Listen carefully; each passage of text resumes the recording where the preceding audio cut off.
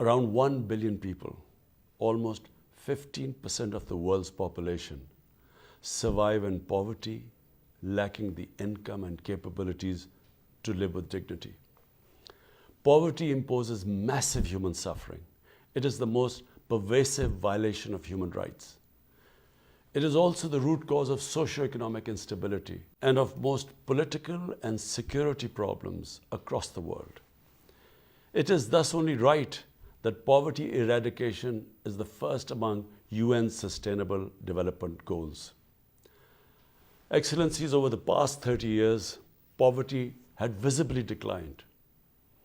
However, the COVID-19 pandemic has triggered the worst global recession in over a century.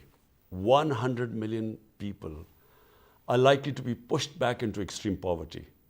A decade's development could be reversed.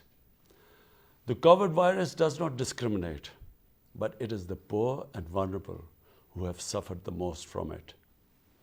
In Pakistan, we have been able to control the virus through our strategy of smart lockdowns. My government has done its utmost to shield the poor and the vulnerable. Despite our financial difficulties, we implemented a $1.25 billion package to deliver emergency cash to over 15 million families, covering over 100 million people. My government is implementing a multi-sectorial poverty alleviation program, ESAS, which means compassion in Urdu.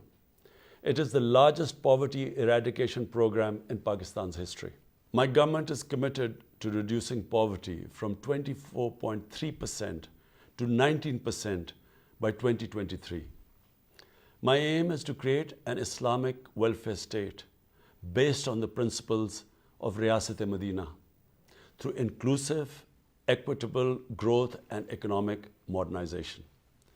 Excellencies, as the UN Secretary General has observed, inequality is the hallmark of our times. Today, the 26 richest people in the world own as much wealth as half the world's population does. The richer countries have mobilized over $10 trillion to recover from the COVID crisis. The developing countries, on the other hand, are struggling to find even a small fraction of the $2.5 trillion they need. Apart from the direct attack on poverty, we need to address its systemic causes. At the national and international levels, the structures of finance, production, and trade must be made fair and equitable. The exploitation of the resources of the poor countries must stop. The illicit flows of fruits of corruption and crime must be halted, and the stolen assets returned to the countries of origin.